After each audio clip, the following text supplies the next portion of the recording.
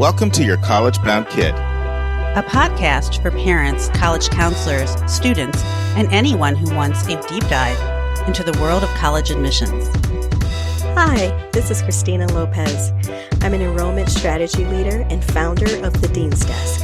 I spent 20 years in admissions and financial aid, most recently as Dean of Enrollment Management at Barnard College, with previous roles at New York University. Today, I help families evaluate the true financial fit of every college on their students' list before they apply. I'm Mark Stucker, and I'm the founder and producer. Our mission is to make college knowledge available to all. We care deeply about your kid. We believe college is a match to be made and not a prize to be won. We believe in being genuine and transparent. We are committed to covering a variety of topics, including the tough subjects. Thanks to your generosity, we're committed to providing a minimum of 10 hours of fresh, commercial-free content every month, with episodes every Monday and Thursday. We have a variety of co-hosts because we believe and value diverse perspectives. You're our listening family, and we get great joy every time we meet with you, as we do our best to give you tools so your students can soar and reach their limitless potential. Good afternoon, friends. We got a little bit of a different episode for you. Today, short and sweet. That's right. I'm calling an audible. You're going to get two questions from listeners, and you're going to have a Chronicle article. Short, sweet, to the point, wrap it up. And there are a few reasons for that. It's short and sweet. One is I do check in with quite a few listeners in our listener family, getting feedback on different episodes. And when I sense people are falling a little bit behind, that tells me that some episodes may be a bit too long if people are finding 2 and 3 weeks behind. That's part of it. Also, because we are working assiduously to launch YCBK Daily. That's right, your College Bound Kid Daily. Same 2 episodes, Monday and Thursday, audibly, but 5 other days of the week, you will have YouTube channel episodes. 4 will be short, 1 will be long. That's how it'll be most weeks. So you'll be able to get your College Bound Kid every single day.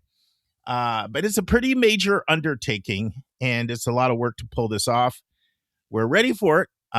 We have a team that's handling the YouTube channel. You see, I've added more people, Christina being one, and going to be adding another public school to our podcast co-host team, and then using some guest hosts like you'll hear today. I'll get to that in a second. And then even on my company that I have, I've added a couple really, really talented people. So we're fully staffed up and ready to do this. But certainly until launch, which I can tell you are on pace to launch in July. Everything's looking like it's going to be July in the 20s. I can't tell you if it's the 29th, 23rd, 21st.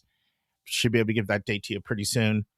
I'm going to have some shorter episodes here on our Audible podcast. So before we get into today's episode, I want to thank our listeners. You came out and supported Mary LaChance and John Rooney when they did their overview on how to use AI and incorporate some AI into your search and some of the resources and tools that are out there. And then you also came out and supported Christina Lopez as well. I know that each one had well over 100 attendees that came to their event. Christina, of course, just did her masterclass last night, from our listenership. And it makes me really happy because when I get to know people and I know that they're about helping people, I want to support them. This has never been about me and my self-aggrandizement. It's never been about that. It's always been about helping people, really making college knowledge available to all. It's always been about that. Now, I'll be completely and totally honest with you. There are people that get comfortable with me, my knowledge, my style, my personality, my philosophy. They seek me out and they do work with me independently. And if nobody ever did that, I wouldn't be able to put the time I put into doing this. So that's important because that's one of the things that allows me to have the time to do this. But it's never been about that. Never been about that. In fact, I didn't make this up. Those of you who grew up in the church, especially if you like gospel music, particularly Black gospel music, you may know there's a very common song. It's a refrain, and I believe it. And it simply goes like this: what God has for me is for me. I'm not going to try to sing because that'd be a quick way to empty our listenership out. My wife and my kids can tell you I cannot sing a lick. So don't expect me to sing it. But I believe that what God has for me is for me. The people that are meant to work with me will work with me. And there's millions of people out here. Some of them will find help through what Mary's doing and what John's doing, what Christina's doing, and what any other people that come on here are doing.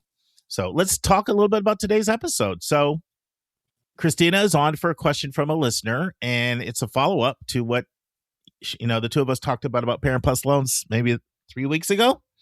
And so a follow-up question came in, and that question gets answered. And then, of course, I am going to have the 8th entry on the article that I'm reading to you from the Chronicle of Higher Education. And I'm reading this article about how bad is higher ed's budget crunch.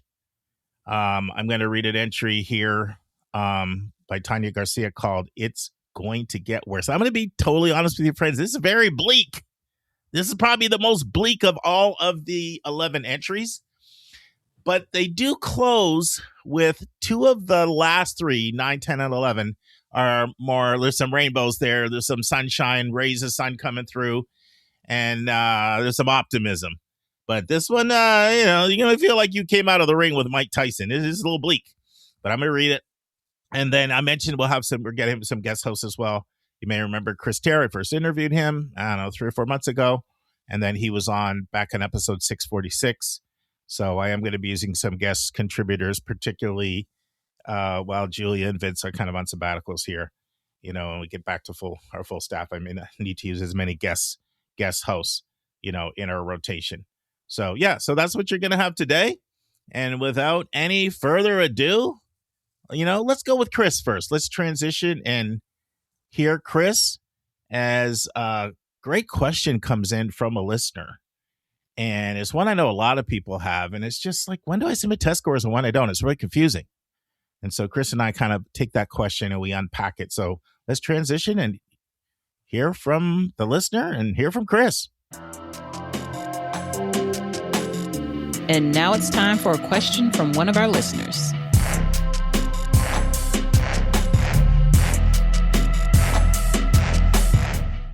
Friends, Chris Terra's back. Happy to have you back. Hi, Chris.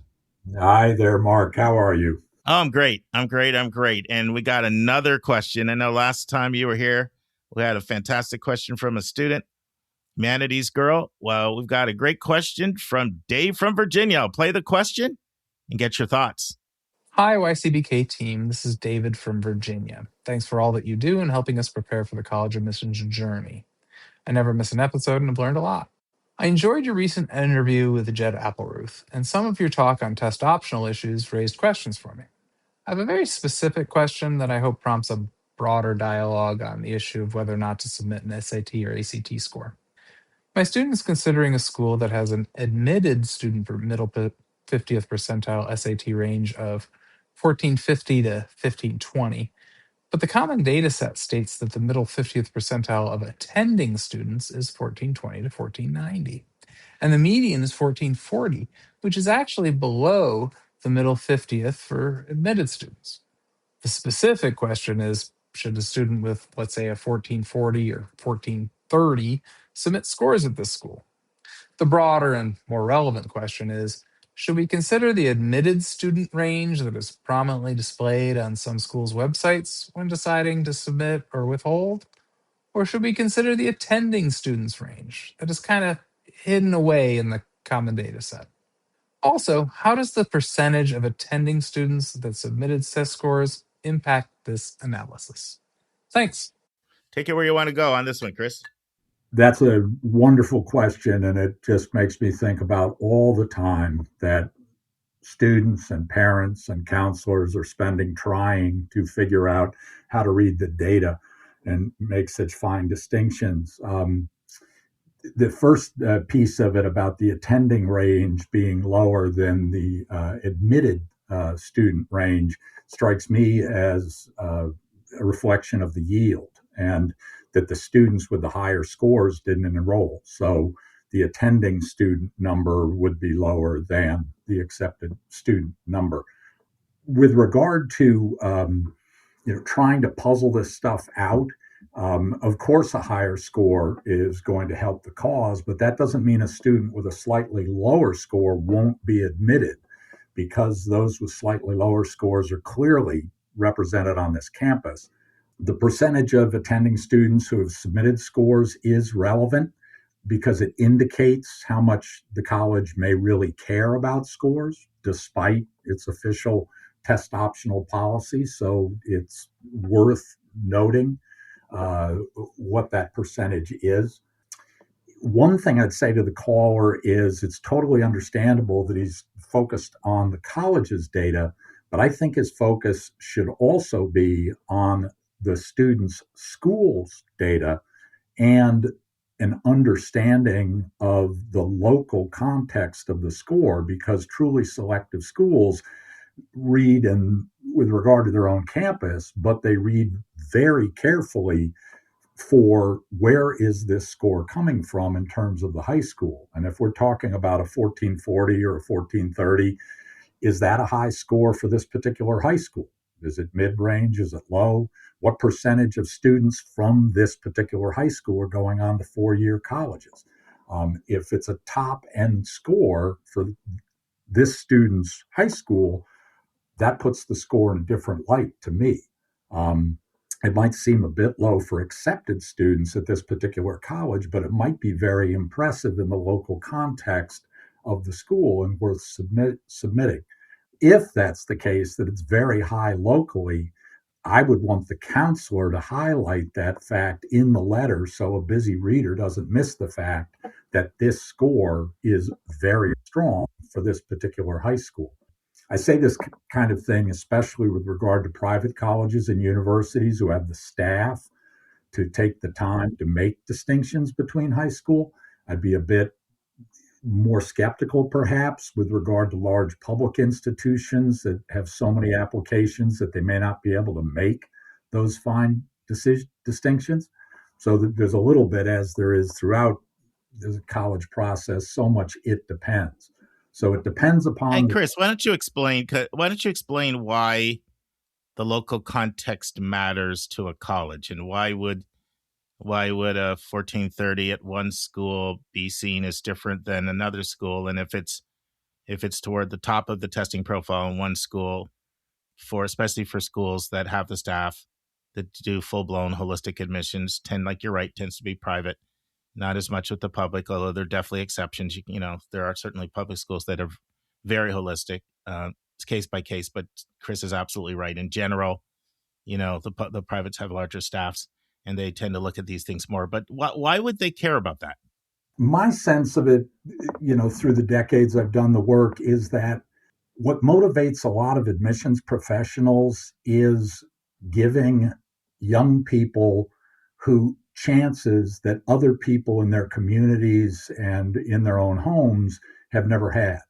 And it's not only that they will read in the context of the high school to find the kids who are above and beyond in the context of that particular high school, they'll also look at the students who have potential to go beyond what their parents were able to do. And, is it a single parent household? Is it a first generation household? With this new initiative with the STARS College Network, with the small town and rural schools, where there are efforts being made. If this is, Mark, I listen to your podcast all the time. You talk about under-resourced communities. If this is somebody coming out of an under-resourced situation and is a high flyer in that context, that's something an admissions officer may want to do to give an opportunity to a young person who is a real star in a context that is not filled with privilege. Yeah, so just to add a couple of things, recently we talked about a lot of colleges see themselves as, and they'll use this term, engines of social mobility. So if they can literally set, someone's on a whole different trajectory, if they are, let's say, first gen or coming from a disadvantaged background, that's part of why they exist. But I just had a thought, and I forgot about this. So it's taking us all the way back, probably 2019, maybe. Second year of our podcast, I did an interview with Rod Skinner. You probably know Rod, don't you, Oh, Chris? yeah. I thought you Great would. guy. Yeah, Yep. Great guy. So Rod's been around. He's retired now, but he was over Milton Academy's admission office for over 20 years. And Rod, more than anyone that I've ever interviewed, he really articulated this really well. So it's the concept called distance traveled. And so colleges understand, if I'm looking at one applicant and it's double PhD parents on the one hand, and $400,000 or $500,000 income, they know that's an incredibly resource-rich family environment. And then a lot of times students like that congregate in those kinds of schools, whether they're private or affluent suburbs, resource-rich environments. And then if the school is less resourced, then it's more impressive in a lot of ways because of the concept of the distance the student had to travel to get to where they got. And that's something that a lot of times the public doesn't understand. They think a 1440 is a 1440. I mean, it's black and white. What are you talking about? But everybody knows there's a correlation between the education and the income of the family and the test scores. And every college knows that if they're doing holistic admissions. Yep. Yeah. I got a specific example of the comparison. Last August, I drove to see a VP whom I really respect at a great place where I had two of my students considering applying early decision. And I wanted to see him just because he's a great guy and I've known him for a long time. But I also wanted to pick his brain on how he was thinking about testing. And it was a test optional place, ostensibly, with more than half the accepted students and enrolled students having submitted scores. And I had one student with highly educated parents, private school, 99% of the graduates going on to four-year colleges, among the most selective in the nation in some cases. And that student's scores were a little bit like the ones in the caller's example. And it was quite clear from the VP that student better submit, because that student really, he didn't say it this way, but it was kind of, there are no excuses why those scores would be on the low side, given this situation.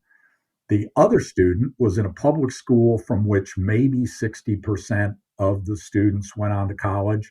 One parent had a college degree, the other did not. One was a U.S. citizen, the other was up from the islands. Different context in terms of school, different context for family, high verbal, lower math, humanities kid. He said that student doesn't need to submit, and they were both accepted early decision. So it really is interesting. As we're always saying, it depends. It depends upon the college. It depends upon the high school. It depends upon the family. There are a lot of, it's a multivariable equation. Yeah. And let me just piggyback on a few more things Chris said. So what you see here, and just once again, listeners, the admitted profile is 1450 to 1520, right? So 30 points higher on the admitted side, because the attending let me just explain it again. So the admitted 25th percentile is a 1450. The admitted attending profile is a 1420. So you see the 30-point difference. On the high side, the 75th percentile, the admitted profile is a 1520, and the attending is a 1490, 30-point difference. That's typically what I see. 30 points is the norm on average. Now, why is that true? It's because when you're a high flyer, you have more options. And Chris said this earlier, it's going to be harder for a school to yield.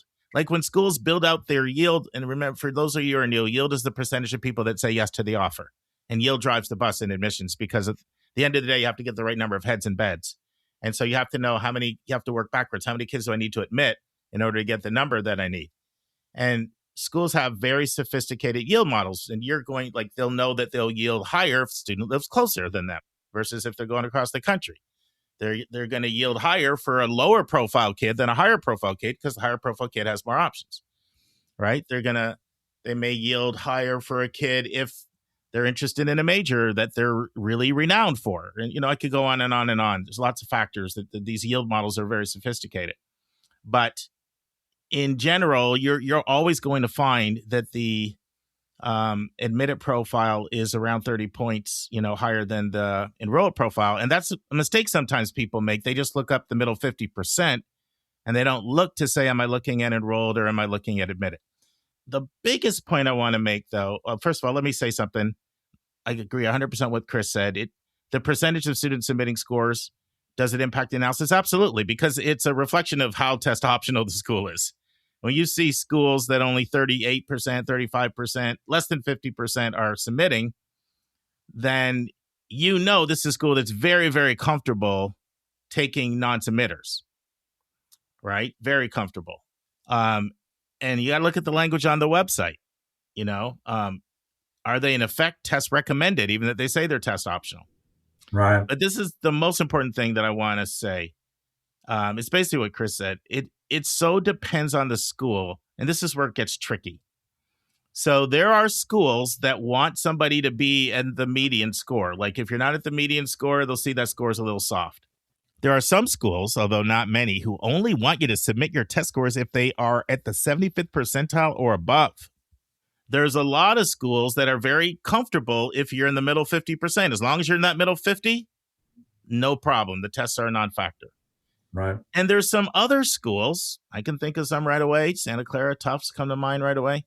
They've made it very clear that, listen, if you score this number, and sometimes that number is under their bottom 25th, you should submit because we're comfortable with that. And we have the data to show students at that level have been very successful. So I know this can be confusing, and even, we have a text message group amongst the co-hosts that are on. We're always asking each other questions, sharing updates and things.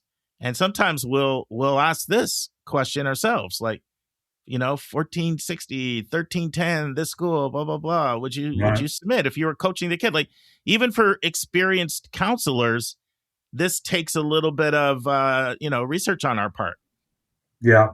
You can ask the schools. Sometimes they tell you. Exactly. That's why I went up to have lunch, because and I'm going to be doing more of that for my rising seniors this year. I continuing to have those honest questions with great admissions professionals, and you can't always get to the bottom of what you're trying to find out, but it's always worth a try. And this counselor sounds like a terrific counselor, really trying to help this student. I would get on the email, get on the phone, and if the schools are close enough, get in the car and go, talk with them, because you can try to suss out, all right, how much do they really care? And this is the profile of the student or students with whom I'm working, and, give me some guidance. That's exactly what I got last summer, and it was extremely valuable. But the thing I want to say here is there are a lot of things that senior admissions people will tell Chris, or they'll tell me, that they won't tell a family. That happens all the time. But what I'm here to say is there are a lot of schools that will tell the student the answer as well. And sometimes I have a student that, they'll say, well, but I don't want to out myself.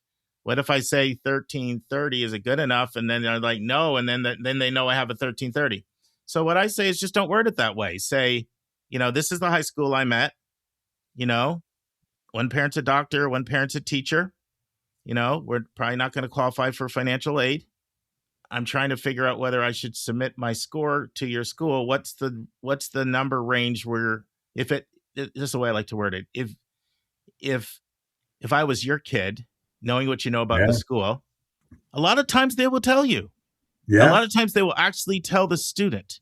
Yeah. It's not this, like, sometimes they won't, but more often than not, if you phrase it the right way, because think about it, they want your application. Yes. They want your application. And if they say, well, I'm not answering that, there's a good chance they're not getting your application. So don't hesitate. Now, I would also say this should be a student asking, not a parent.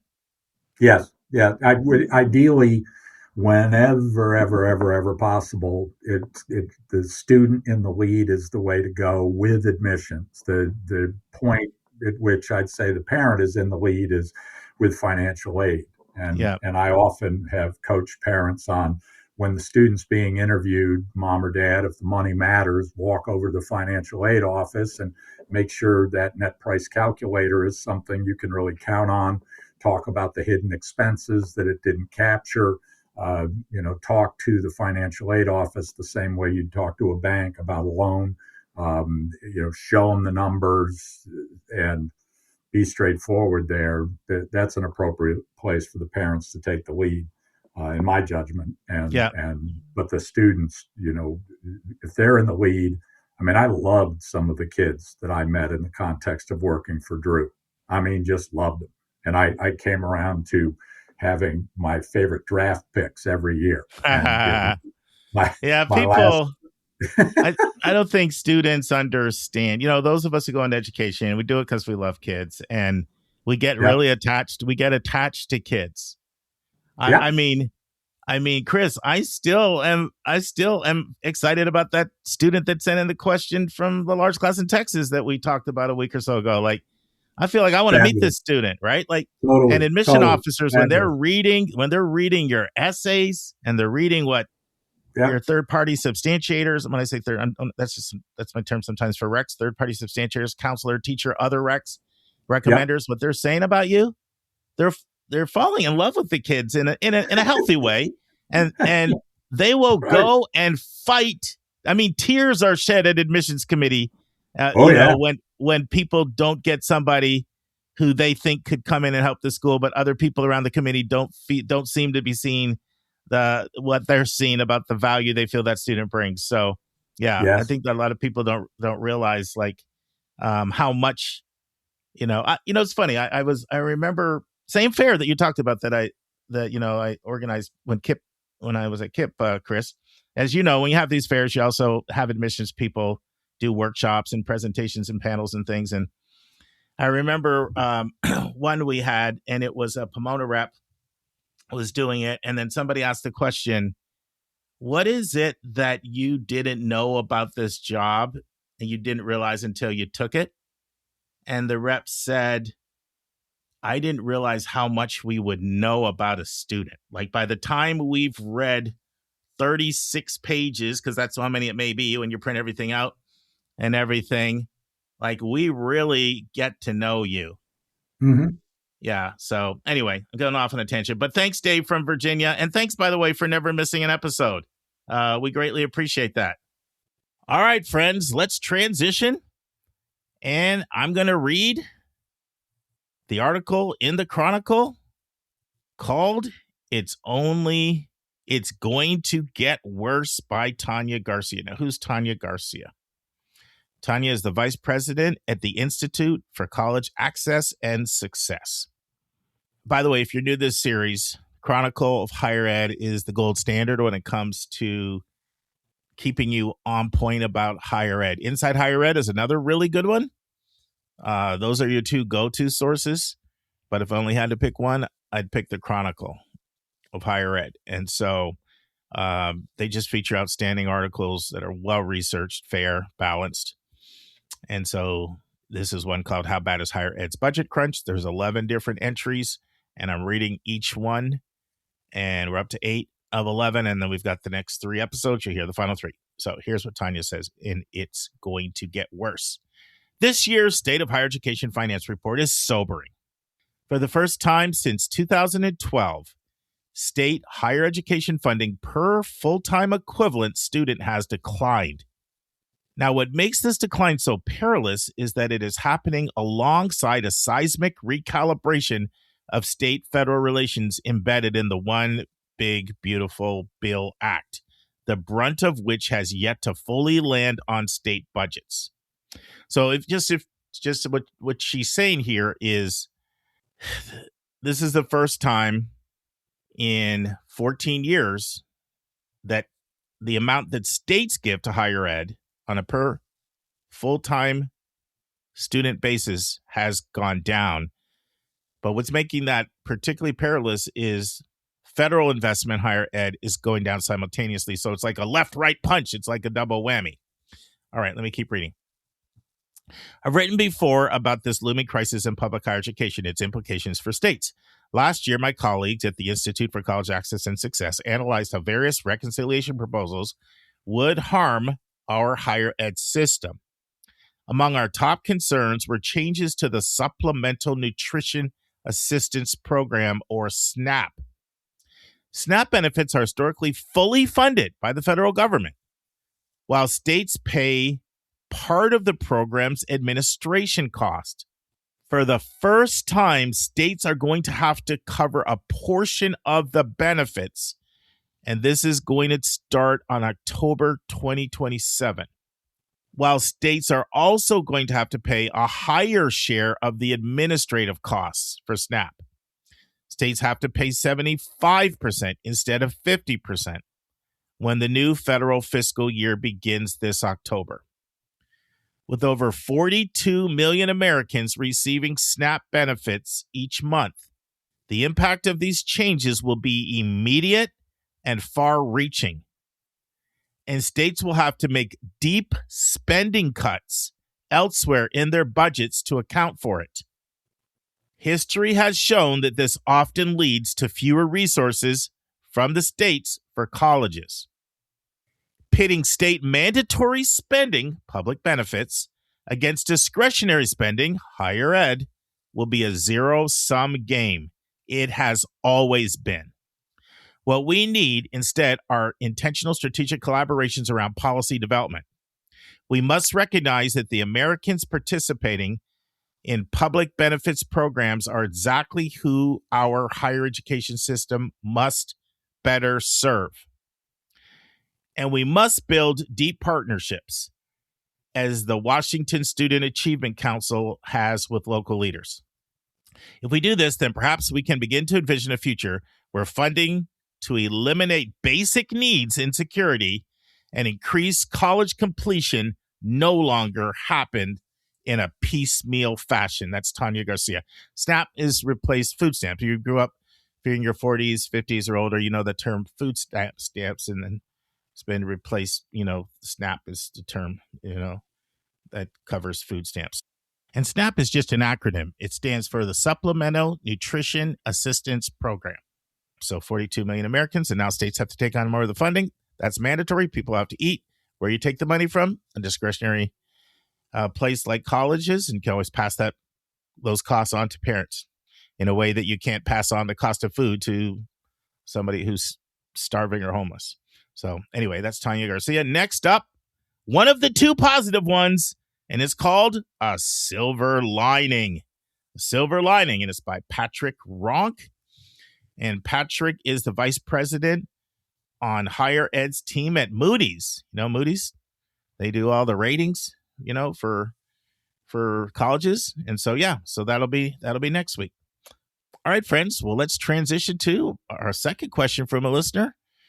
And it's with Christina. Hi, Christina. Hi, how are you?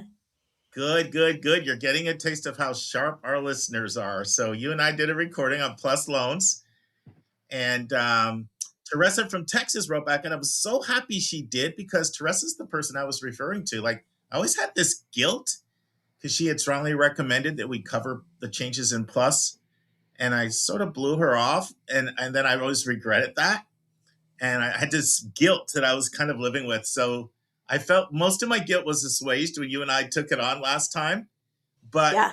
I was glad she was listening. So she's called in with a very, once again, I'm going to use the word astute twice in a row, astute observation.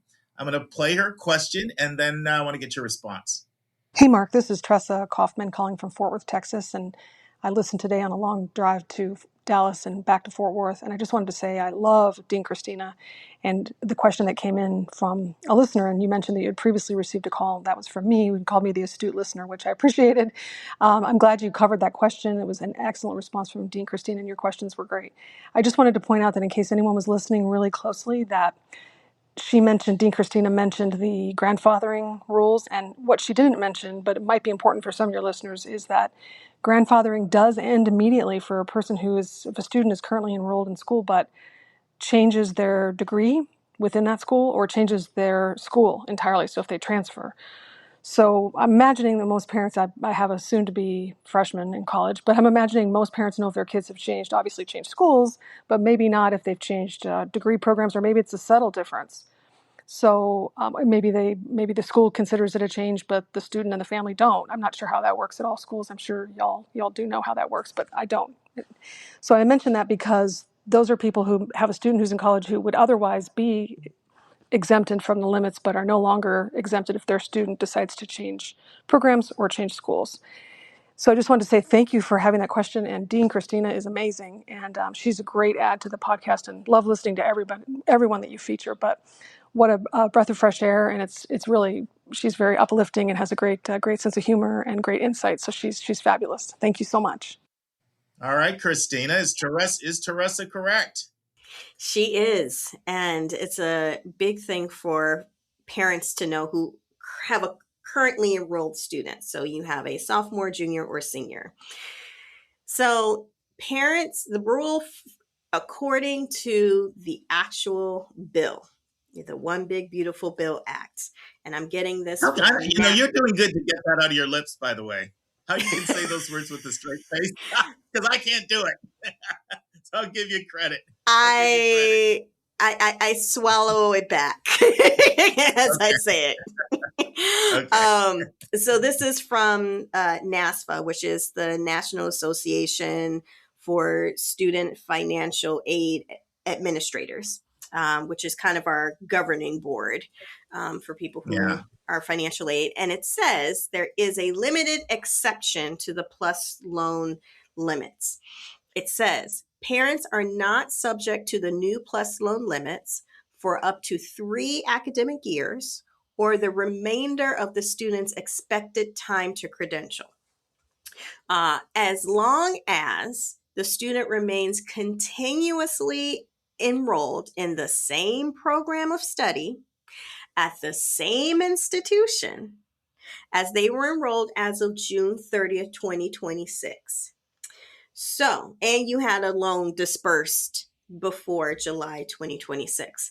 So basically, if you have used PLUS loans in the past for your currently enrolled student, and you are exempt from the new limits, the $20,000 annual limit, $65,000 annual cap, as long as they graduate within 3 years, or the remainder expected time to credential. So basically, the max is 3 years. So if you're in a program, they're a sophomore, and they're in a 5-year program, that's it. But if it goes beyond that, you're going to have new rules. And they stay in the same major at the same institution. So they cannot change a major, and they cannot transfer to a different school. And it also applies to if they take a leave of absence. If they take a leave of absence, they are unenrolled.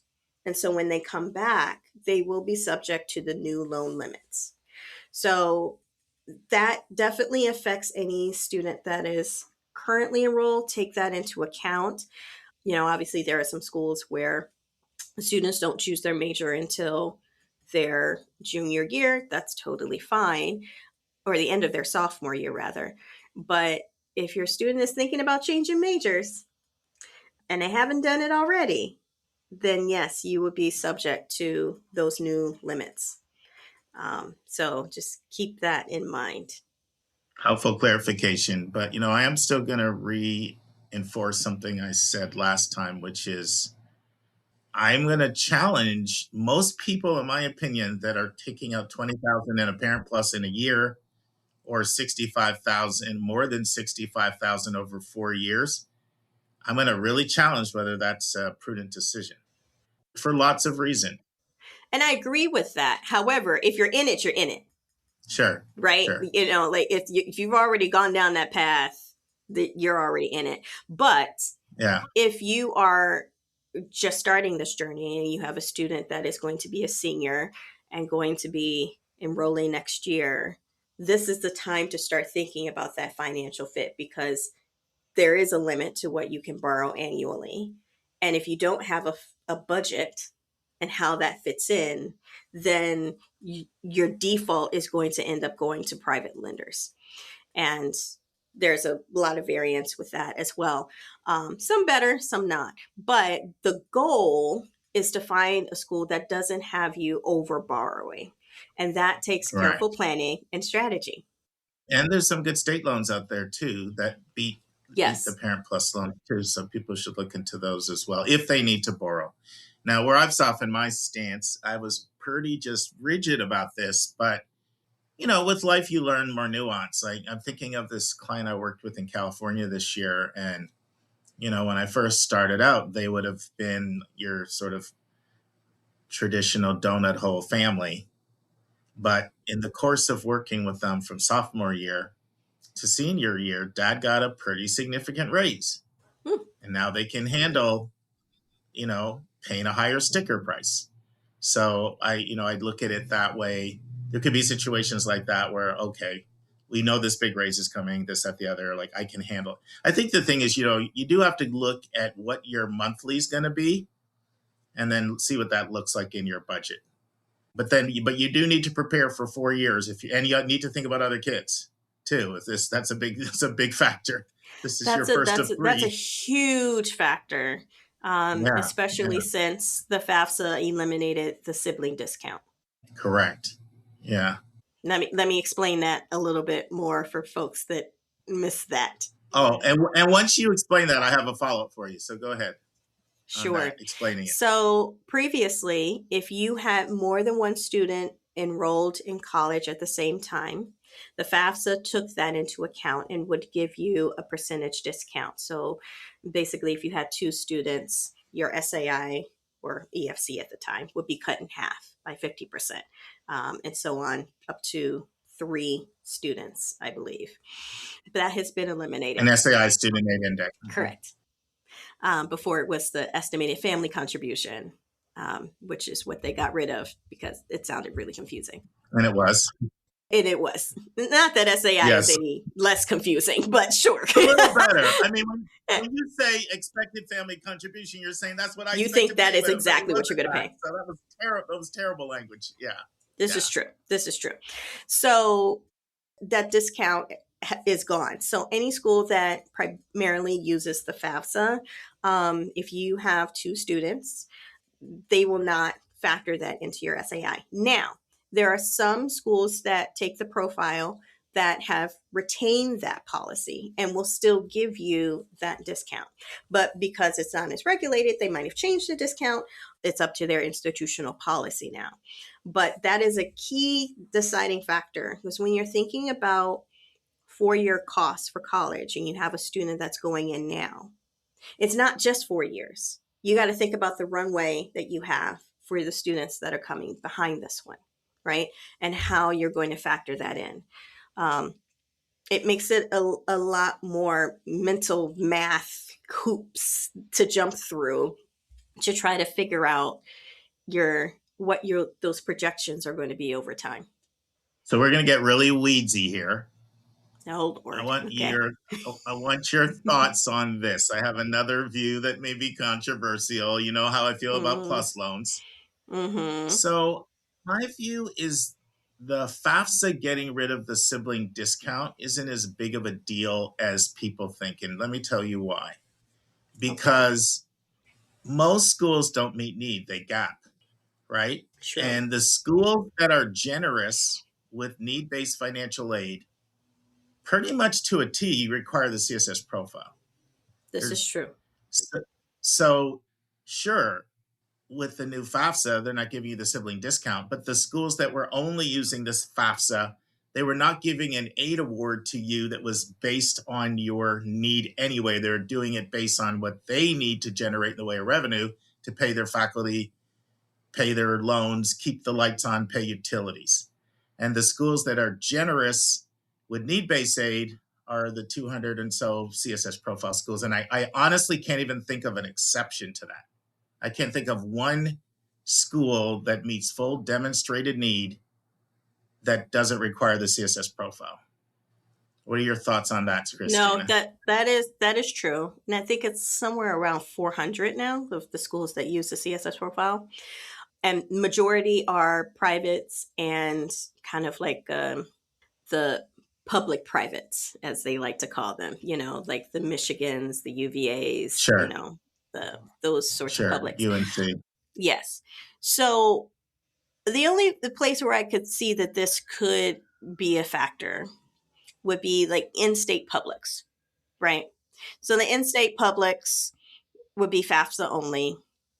And even though that in-state tuition is significantly lower than what you would pay for out-of-state, you would still be paying two of them instead of it would have been halved, for, Well, here's how I see it as being relevant. If, let's say, your student aid index was going to be $9,000 for one student. In other words, the amount that the formula says a family would have to pay. And now you have two, and now it goes down to $4,500 each in the old system where it considered a second sibling. Well, now you become Pell eligible. Of the $4,500 SAI, you're now eligible for the Pell Grant, which last time I checked was like in the SAI under 5811 or something like that. I haven't checked it recently. I know it goes up. So that's when it is relevant, right? Because if you splitting your SAI in two now allows you to tap into either FSCOG money or Pell Grant money, now it is a big factor because you're getting free money where before you weren't getting free money. So I do see it as a factor if it's going to push somebody into Pell eligibility. That's when I do think it's relevant. It might, but there's so many changes to Pell because of this bill. One of them is that students with high SAI, it prevents the students if their SAI exceeds twice the Pell Grant award. So, and because you're also factoring assets too, it might knock them out of it anyway, because the threshold is now lower. So perhaps it depends on how the math works out, but I don't know if that's something I would count on. Yeah. Yeah, it's possible though. It's possible you could be Pell eligible, with the split in half in the old system, but once again, financial aid is yeah. One thing for you to check, Christina, see if there's 400 colleges taking the profile, if there's 400 program. Like if you look up the list, you'll see zillions of different Columbias, and you'll also see like CBOs and other organizations that take the profile. So when I've looked it up, it hasn't actually, it's closer to 200 or 210 or 220, because that if you go onto the list, it looks like 400, but they'll have like 8 or 10 or 12 things listed for Columbia. They might have every single different program, and so. Oh, I see what you mean. Like it's a separate one for like the medical school or the law school and all of that. Yeah. Okay. I see what you're saying. Yes. Because one time when I did my book, I literally counted every single one. I wanted to give a number when I wrote my book. Yeah. And it was closer to like 220, 210 around there. Something like that. That makes sense. Anyway. Yeah. Awesome. It's even. All right. Yes. Well, thank you, Teresa. Thank you for calling in. And that's very important information for you to know that if you're looking at taking the PLUS loan out, you better not be looking at changing. And notice Christina said majors, not departments. It's not like, okay, you're in division of studies, like you're in arts and sciences and you can move around anywhere in there. It's like literally major. So, yeah. So awesome. The one caveat I would say for that is that it does say program. And some schools will look at, there's the university and then there's the school and there's the program and then there's majors within that program. So what I would do, if you think this affects you, then I would go and call that financial aid office and find out specifically how it's counted. If my child changes their major, does this change my PLUS loan? The financial aid office should be very well versed on this policy. So they should be able to answer you. And every school is going to be a little bit different in how they handle it. But yes. No, thank you for that, because I actually haven't looked into how they're defining program myself. So I appreciate you just adding some clarity, because our listeners, they'll catch it if we don't say it right, which I appreciate, because they keep us on our P's and Q's, which I appreciate. Yes, the policy. Yes. Check. Thanks, Christina. No problem. Friends, you now have 7 books you can pick from if we play your SpeakPipe question or comment or tip on the air. We have our 4 Princeton review books, The Best 390 Colleges, College Admissions 101, Essays That Kick Apps, and Princeton Digital SAT Prep. Our 3 new editions are The Calm College Method by Lisa Ruff and Linda Depker, paperback or Kindle, Peter Pitt's Small College Magic Kindle version, and College Unmazed has a book, Your Guide to Design and Document Your Home School by Holly Ramsey and Michelle Everett, paperback edition. Our authors have generously agreed to cover the shipping and handling. Just send your name and full address, the book that you want, and the episode number where we aired your SpeakPipe question or tip. Please send that to your collegeboundkid@gmail.com, and we'll forward your request to the authors. Friends, on episode 654, that will be on Monday's episode. Once again, you're going to hear 2 questions from a listener. It'll also be a shorter article. And I haven't completely picked the questions yet. I think I know which ones they're going to be, but it's going to be a little bit of a mystery, right? So I've got a bunch in the kitty. I don't like it when somebody sends a question and we don't get to it for 3 or 4 months. That bothers me. It particularly bothers me if a student is like a senior or a junior, or the parent is parent of a senior or a junior. So I am trying to kind of prioritize these questions from our listeners. That's another reason why I'm doing it this way, is a couple of questions for a listener versus sometimes we do 1 a week. This week you're going to get 4, 2 on Thursday and 2 on Monday. So it helps me get caught up on our questions from a listener. So that'll be on Monday's episode.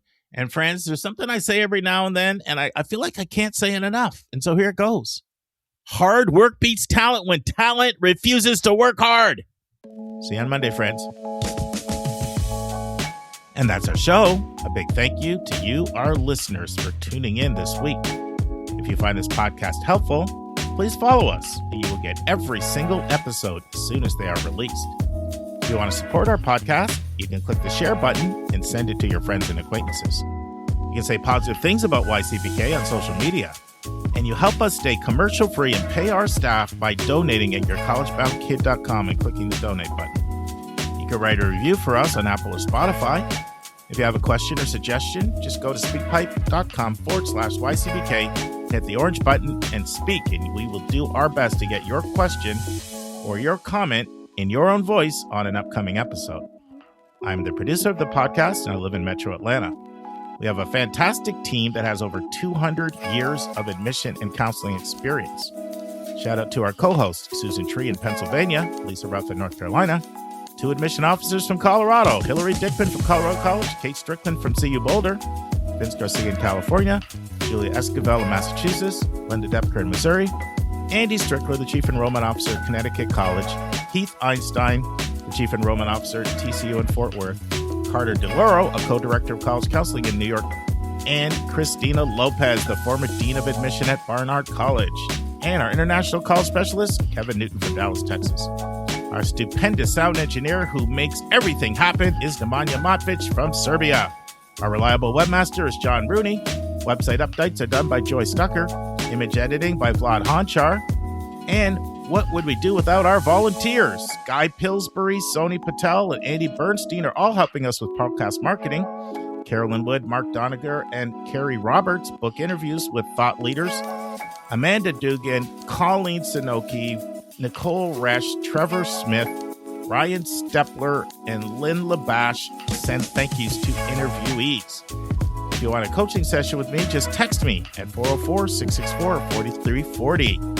If you want to reach someone else on our team, all of our bios with contact info can be found at yourcollegeboundkid.com under the About YCBK tab. If you want to get our free monthly newsletter, YCBK Plus, it's also under the About YCBK tab. If you want to see our recommended books and websites, they are on our website under the Resources tab. While you're on our website, check out our hundreds of interviews in their entirety. Check out our college spotlights and our upcoming events and receptions. And you can now do searches for past content by using our new Explore and Topics tabs. We really encourage you to explore our past content. We have close to 1,000 hours. We think of you as our listening family, and we look forward to meeting with you every single Monday and every single Thursday.